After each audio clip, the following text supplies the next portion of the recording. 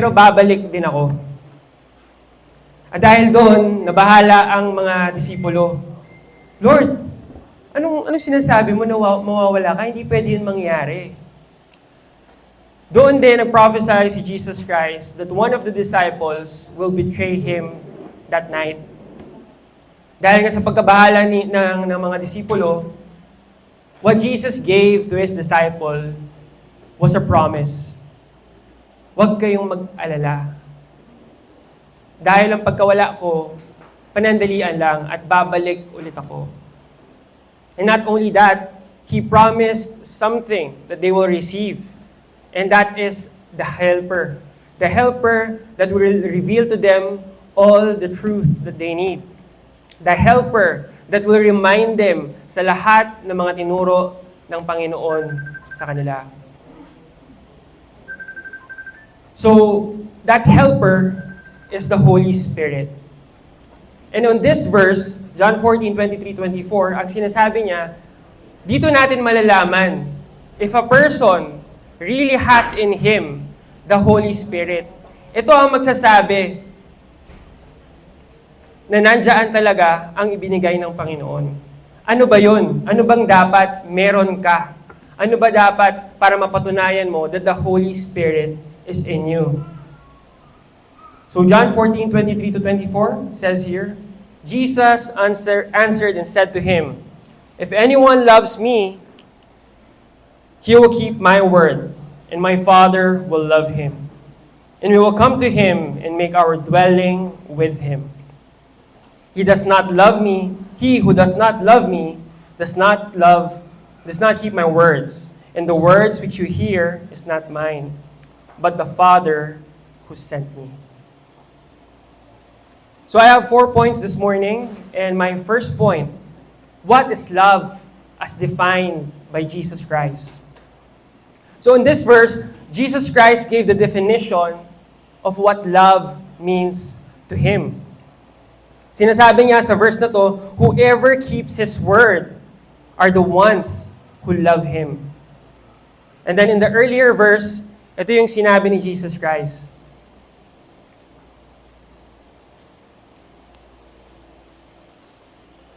Yan. Bakit po may nakalagay na ganyan? Yan. In the earlier verse, ito yung sinabi niya, John 14:21, "He who has my commandment and keeps them is the one who loves me. And he who loves me will be loved by my Father, and I will love him, and I will disclose myself to him." So makikita nyo dito, kanina sinasabi niya, whoever keeps my word. And then itong verse na to sinasabi, whoever keeps my commandment. He made the word synonymous with the commandment. Na in the Bible, paulit-ulit mo makikita yung term, pag ginagamit nila yung law, yung statutes, precepts, commandments, lagi nilang ginagawang synonymous sa salita ng Diyos. And now in Deuteronomy 11:1, ito ang sabi, "You shall therefore love Yahweh your God and keep His charge, His statutes, His judgments, and His commandments all your days." So anong nakikita nyo dito?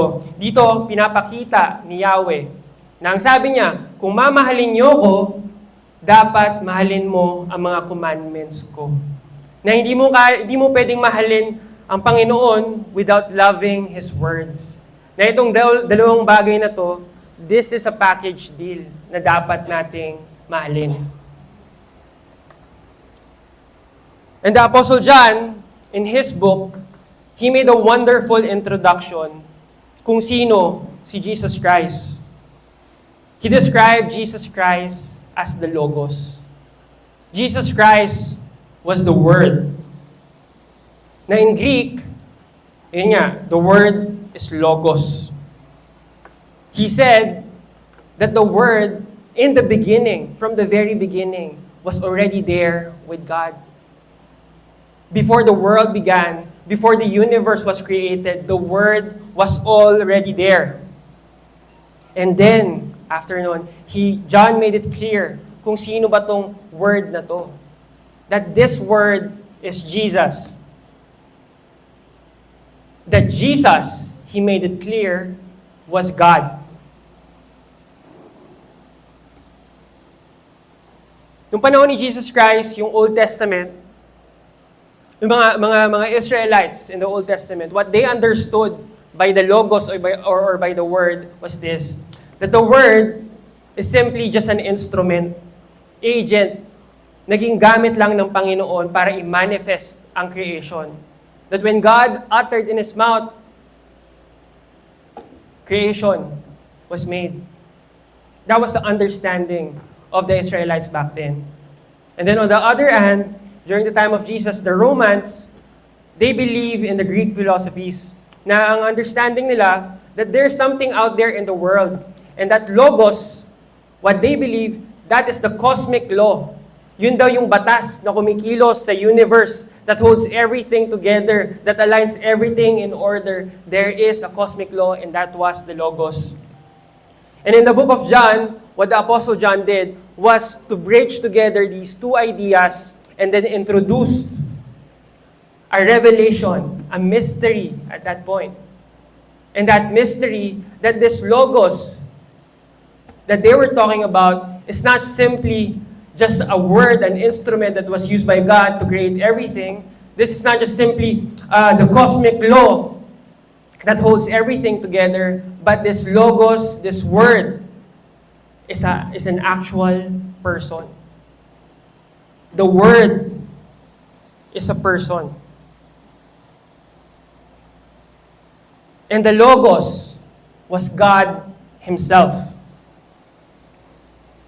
Sa pamamagitan ng salita ng Diyos, ni-reveal niya ang sarili niya sa mga tao. In the Old Testament scripture, through His words, pinakita niya kung sino siya. Kung ano yung mga plano niya, kung ano yung gusto niya. The Word is the revelation of God. Na ang intention ni Apostle John was, he used the Word para i-describe si Jesus Christ. Kasi si Jesus Christ, just like the Old Testament words, Jesus Christ is the full revelation of God. Now in the Old Testament, God's Word was only a partial revelation. Na until dumating si Jesus Christ, doon na natin natanggap ang kumpletong revelasyon ng Panginoon. That's why Jesus Christ said in John 14:7 is this, "If you have come to know me, you will know my Father also. From now on, you know Him and have seen Him." Sinasabi ni Jesus na kung kikilalanin mo kung sino siya, makikilala mo din ang Ama. Na kinakausap niyo dito yung mga apostles na sinasabi niya, kilala niyo na siya kasi kilala niyo ako. Sinasabi ni Jesus Christ that I have already revealed to you who the Father is. Sa John 49, sinasabi ni Jesus, kung nakita mo na siya, nakita mo na rin ang Ama. Jesus Christ said, "If you have seen me, you have already seen the Father." Kaya sabi niya sa disciple niya, bakit mo sinasabi na ipakita ko sa inyo yung Diyos? Nakita mo na siya. In John 10:30, Jesus Christ said, "I am the Father, I and the Father are one." Walang sikreto sa ginagawa ni Jesus Christ. Walang sikreto on what He wanted to reveal to the people at that time. What He was trying to show that He and the Father are one. Iisa lang sila ng Ama. John 1:18, "No one has seen God at any time. The only begotten God who is in the bosom of the Father, He has explained Him." Sinasabi ni Apostle John na si Jesus Christ lang ang nag-iisang tao who is fully capable of revealing who the Father was. Bakit? Because He was with Him. And Jesus Christ came from Him. Jesus Christ completely knows the Father.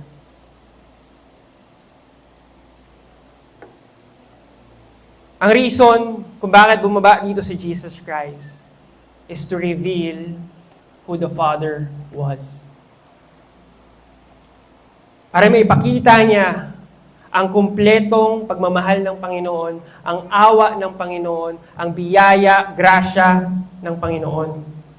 That Jesus Christ was sent to die on the cross para malaman natin kung gaano tayo kamahal ng Ama. Jesus, He is the Word, He is the Logos. Siya ang kumpletong revelasyon ng Diyos Ama sa mundo.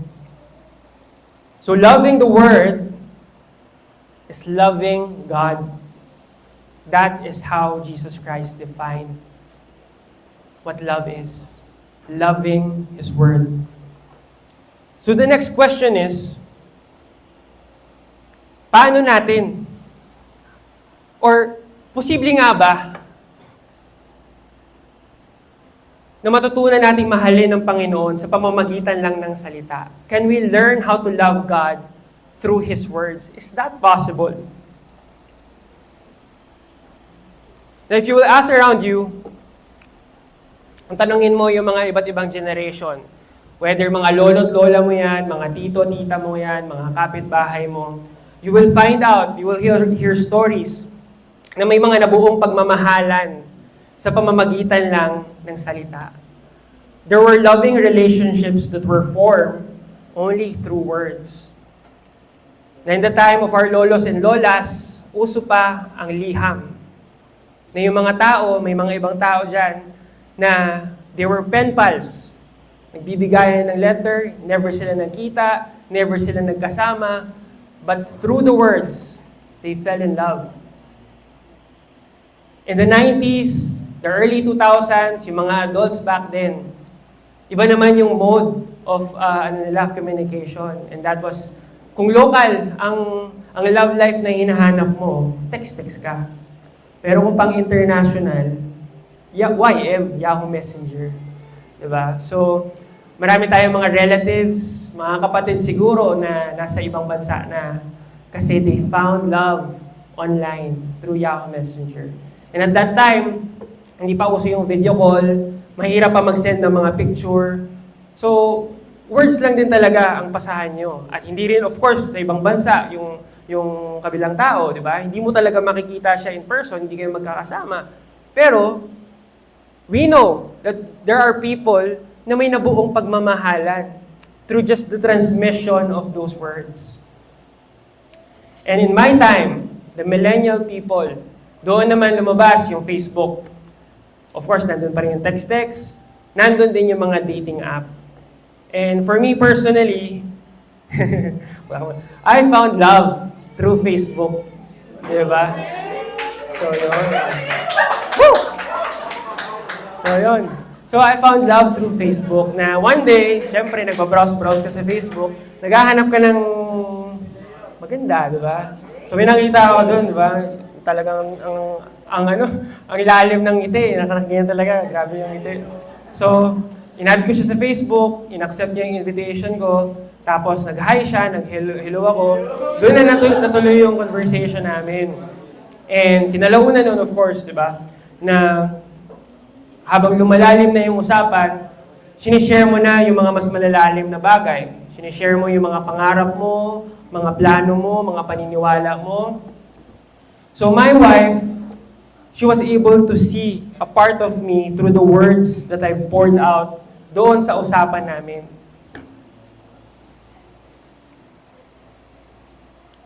Na kinalaunan, I fell in love, di ba? Through the words, di ba? Kasi nung time na yun, di naman kami lagi nagkikita ng asawa ko. So, syempre, nung college, twice or thrice a week lang. So, for the most part, Facebook lang, tsaka text messages ang ginagawa namin. So, yun nga, I poured out myself through those messages at tinry kong i-convince siya kung gaano ko siya kamahal. Kinonvince ko na kaya ko siyang pasayahin. So, Philippians 1:9, what does it say? Nawala yung Philippians 1:9 ko, but I'll read this. Philippians 1:9, And this I pray, that your love may abound more, still more, in full knowledge and all discernment. So the more that you know about God and His words, the more that you become in love with Him. That's according to the Apostle Paul. Why? Because the more you know about Him, the more that you get the chance para mapatunayan kung ang kanyang salita, ang kanyang pangako, totoo. Na pag na-experience mo exactly yung pinangako niya sa iyo, then you will know that He is faithful. And then you will know na totoo yung pagmamahal niya sa iyo. So sa akin, kung hindi ako binigyan ng chance ng asawa ko at that time, hindi niya in-accept yung friend invitation ko, paano niya ako makikilala? Paano niya malalaman yung capacity ko na mahalin siya? But she didn't fall in love with the words na sinabi ko. But she fell in love when the words became alive. When she saw what I promised her, when she felt, when she experienced the very things na sinabi ko sa kanya. When the very words that I said came into flesh. Kaya ayun. Ngayon love sa akin yung asawa ko. Love you. So it's the same experience sa Panginoong Diyos. It will only manifest when we are in the pursuit of trying to discover who He is. So, by this practical example, napakalinaw that even by His words, we can learn how to love God.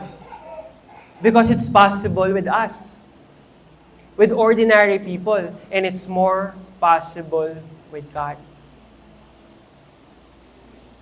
So the next question, now that you have learned how to love God, the question is, how can you demonstrate your love for God? So Jesus Christ told to everyone this. The greatest commandment in the Bible is this: you shall love the Lord your God with all your heart, with all your soul, and with all your mind. This is a reiteration from the Old Testament in the book of Deuteronomy. Na ito rin ang sabi. Deuteronomy 6:5-6. This is what Yahweh said: you shall love Yahweh your God with all your heart, with all your soul, and with all your might. And then may addition pa dito. These words, which I am commanding you today, shall be on your heart. So ngayon ulit dito, pinapakita that loving Yahweh accompanies us with also loving His Word. Ang Panginoong Diyos, He sent His Son para siya ang maging blueprint, siya ang maging guide, para malaman natin kung paano natin mahalin ang Ama. Jesus Christ is the pattern. Na kung titingnan natin yung mga gospel, kung titingnan natin yung buhay na isinabuhay ng Panginoong Hesukristo, what He did is exactly the very thing that we are to do to demonstrate ang ating pagmamahal sa Ama. So paano pinakita ng ating Panginoong Hesukristo ang kanyang pagmamahal sa kanyang Ama? At dito pinapakita sa John 14:31 what He said. But so that the world may know that I love the Father, because I do exactly as the Father commanded me. Get up, let us go from here. So how did Jesus do it? He demonstrated His love for the Father by becoming obedient. Pinakita niya ang pagmamahal niya sa Ama sa pagsunod sa Kanya. In John 6:38, for I have come down from heaven, not to do my own will, but to do the will of Him who sent me. Na bumaba dito si Jesus Christ to fulfill a mission, and that was to accomplish the will of the Father. And everyone here in this congregation now, we have a mission also to fulfill here. And that is the will of the Father. Do you know kung ano ba ang will ng Diyos sa inyo? In Philippians 2:8, Paul said, Jesus Christ was found in appearance as a man. He humbled himself by becoming obedient to the point of death, even death on the cross. So ganito, pinakita ni Jesus Christ kung gaano niya kamahal ang Ama. Na umabot siya sa point na iaalay niya yung buhay niya. That's how much He loved the Father. That He was willing to offer His life so that the Father may be satisfied with Him. John 8:29, and He who sent me is with me, and He has not left me alone, for I always do the things that are pleasing to Him. So ang pinaka-desire ng Panginoon was to please His Father. At naging successful si Jesus Christ because He always obeyed the command of His Father. In 1 Peter chapter 2, verse 22, Jesus Christ committed no sin, nor was any deceit found in His mouth. At ayun yung reason why the Father was pleased kay Jesus Christ. Kaya in Philippians 2:9, ito yung sabi, therefore, God also highly exalted Him and bestowed on Him the name which is above every name. So pinakita ni Jesus Christ what was important to the Father. Na mamuhay tayo according sa salita niya. Katulad ng pamumuhay ni Jesus Christ. In Matthew 4:4, He said this, it is written, man shall not live on bread alone, but on every word that proceeds out of the mouth of God. So church, meron tayong napaka-importanteng responsibility. And the success on that responsibility is measured only by one thing. And that measurement is according to the level of your obedience. Gaano ba kayo ka-obedient? Sa mga kabataan dito, are you obedient to your parents? To the adults here, are you obedient to your pastor? Sa lahat sa atin dito, are we obedient to our pastor? In Hebrews 13:7, ito yung sabi, obey your leaders and submit to them, for they keep watch over your soul as those who will give an account. So they will do this with joy and not with groaning, for this would be unprofitable for you. So finally, we're entering my last point, the deed. So what is this very deed? This deed that proves our love for the Father.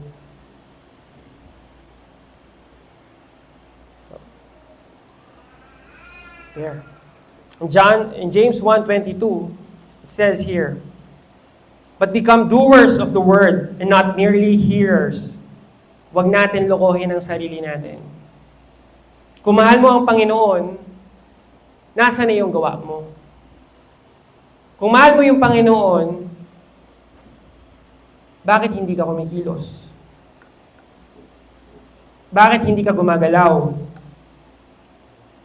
Ang pagmamahal natin sa Panginoon is reflected kung paano natin ginagawa yung responsibility natin sa pamilya natin. Are we doing what we're supposed to do in our home? Paano tayo sa tatay natin, sa nanay natin? Paano tayo sa mga anak natin? How are you at home? And in the church, are you taking any responsibility in the church? We are all to have our own ministry in this church. What responsibility are you willing to take? Ang sabi nga dito, we have to be doers of the word, not only hearers. Hindi tayo pumupunta lang dito para makinig. Pero pumupunta tayo with the willingness dapat na magsilbi.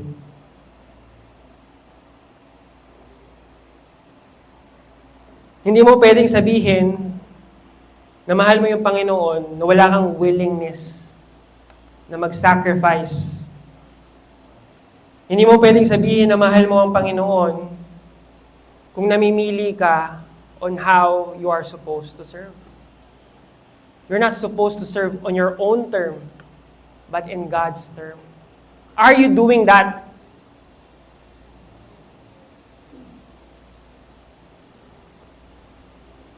In 1 John 5:3, it says, "For this is the love of God, that we keep His commandments, and His commandments are not burdensome." Ang utos ng Panginoon, hindi dapat siya pasakit sa iyo. It's not meant to be a burden to us. Hindi dapat siya pabigat sa iyo. Pero totoo, mahirap talaga siya. Mahirap siyang gawin, mahirap siyang sundin, pero hindi pasakit ang utos ng Panginoon.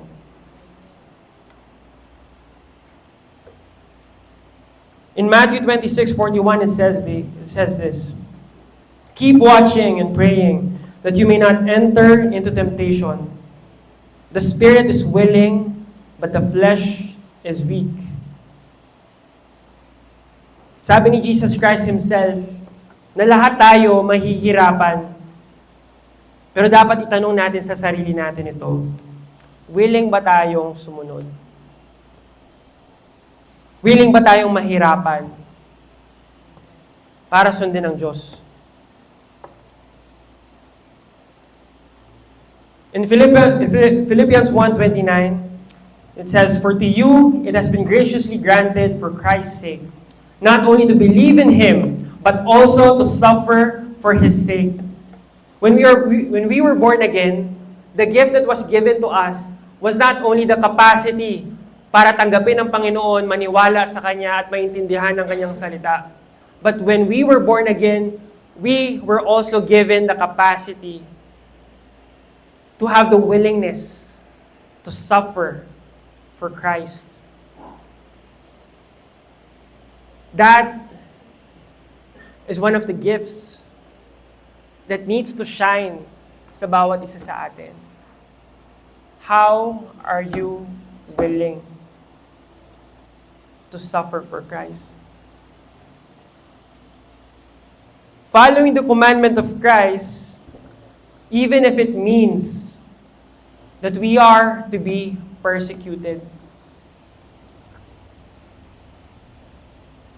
In 2 Timothy 3:12, "Indeed, all who desire to live godly in Christ Jesus will be persecuted." And we will be willing, once you understand fully the love of Christ for you. Until you understand that, hindi mo magagawa to. Hindi ka magsasakripisyo para sa Kanya. Hindi ka magiging willing na dumaan sa hirap para sa Kanya.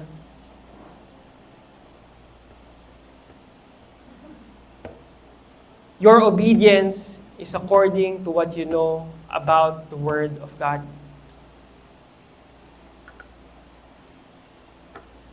In Luke 9:23, and He was saying to them all, "If anyone wishes to come after me, he must deny himself and take up his cross daily and follow me." Kung willing mong sundin ang Panginoong Diyos, you have to deny everything about you. all the urges of your flesh. You have to deny your will. Deny all of those things so that you may be fully able to follow the will of God. Follow the words by becoming obedient. That is how we show our love for God. So now, this is my wrap-up verse. And I'm gonna pray na after this. 1 Peter 2:21. For this to you have been called, since Christ also suffered for you, leaving an example that you should follow His steps. Jesus Christ is the Logos. He is the only begotten Son, to whom the Father was well pleased. Siya ang kumpletong revelasyon ng Diyos Ama for the chosen. Kung nakita mo na si Jesucristo, nakita mo na rin ang Ama. Jesus Christ is God, revealed in the flesh. The life of Jesus Christ is the complete instruction to the heirs of the promise. Tayo po yun. Kung paano nabuhay si Jesus Christ, we are commanded to imitate Him. Let's all stand together and we're gonna pray.